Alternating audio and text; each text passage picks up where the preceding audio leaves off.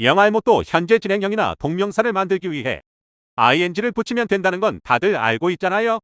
네, 오늘의 어원사전은 스타킹입니다. 시작 전에 구독과 좋아요 부탁드립니다.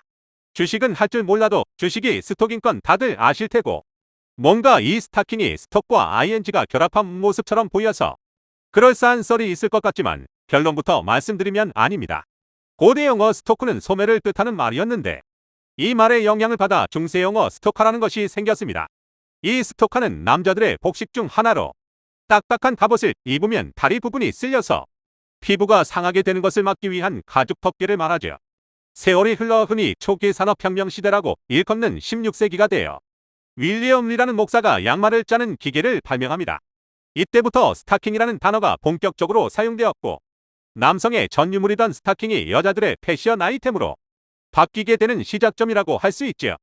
하지만 우리가 생각하는 그런 스타킹의 이미지가 아닌 면, 양모, 린넨, 실크와 같은 자연 소재의 스타킹이었는데 1939년 나일론의 발명은 스타킹 제작의 혁명으로 다가왔습니다.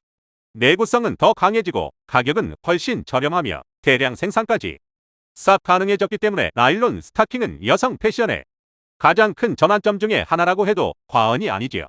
스타킹과 관련된 섹시 아이템 중 하나인 가터벨트도 한번 알아보죠. 가터벨트의 시작엔 14세기에 창설된 영국 왕이 직접 수여하는 최고 영예 기사단의 명칭인 가터 기사단에 있습니다. 이들이 입는 단복에 가터라는 이름의 벨트가 있었고, 무거운 옷을 고정시키기 위한 목적과 더불어 가터 기사단을 상징하는 아이템이었죠. 또 다른 재미있는 유래설이 있는데, 칼레 점령을 기념하는 무도회에서 솔즈베리 백작 부인이 춤을 추다가 가터를 떨어뜨리자 사람들이 낄낄거리며 비웃음을 사던 때에 왕이 가터 기사단에 구호를 벌어 일갈하며 가터를 주어 백작 부인에게 건넸다는 일화가 있지만, 기사도를 강조하기 위해 부풀려진 스토리 같아서 개인적으로 남성용 가터벨트의 유래가 더 맞다고 봅니다. 아무튼 유래가 어찌되었건 간에 가터벨트가 유행템이 된 건 앞서 스타킹의 유래에서 언급했듯 16세기 말 이후 만들어진 스타킹이 소재가 소재인 만큼 신축성이 떨어져 자주 흘러내리는 것을 불편하게 생각한 누군가가 옳거니 가터벨트를 하면 좋겠구만 이라는 생각을 했고, 기능적인 목적으로 꾸준히 사용되었죠. 그러다가 신축성이 좋은 나일론 스타킹이 만들어지고 나서는 더 이상 기능성이 필요하지 않았으므로 섹시하고 우아함을 위한 패션 아이템으로 디자인적 변화를 거치며 지금의 가터벨트가 된 것이지요. 자, 이제 떡밥 회수의 시간입니다. 그럼 도대체 주식, 스톡은 어떤 어원을 가진 것일까요? 고대 영어 스토크는 그루터기, 목재, 나무 토막을 뜻하는 말인데, 중세 영어 스톡으로 철자가 바뀌었다가 다시 현대 영어 스톡으로 굳어지게 되었습니다. 그럼 왜 이 그루터기가 주식이라는 의미를 가지게 되었냐 하면, 과거 유럽에서는 자손 대대로 집안이 번성하는 것을 그루터기에서 뻗어져 나온 수많은 나무가지에 비유했는데, 이게 중세 유럽에서 금과 은을 거래하던 것에도 개념을 같이 했습니다.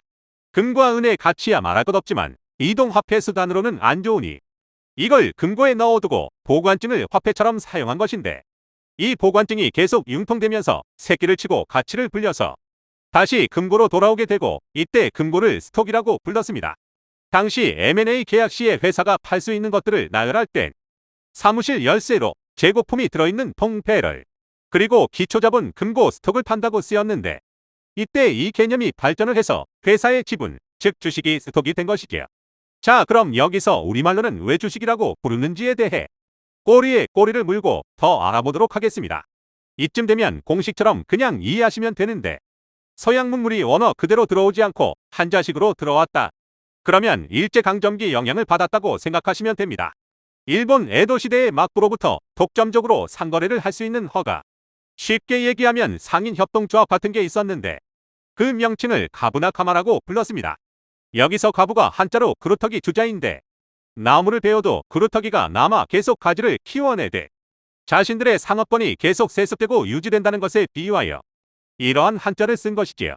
19세기 후반에 서양의 스톡, 주식회사 제도가 일본에 들어왔는데, 가만히 들여다보니 이거 완전 우리 가부식이잖아 라며 가부 방식의 회사, 주식회사라는 말로 번역을 한 것이지요. 우리나라가 주식회사라는 말을 쓰는 이유도 여기에서 시작된 것입니다. 자, 다시 처음으로 돌아가서, 그러니까 스타킹과 주식은 어원 자체가 다른 단어이니 이제 헷갈릴 일이 없어졌다는 것으로 마무리하겠습니다. 이상으로 스타킹과 관련된 어원을 알아본 유래 아저씨였고요. 다음 시간에도 더 재미난 말의 어원으로 찾아오겠습니다.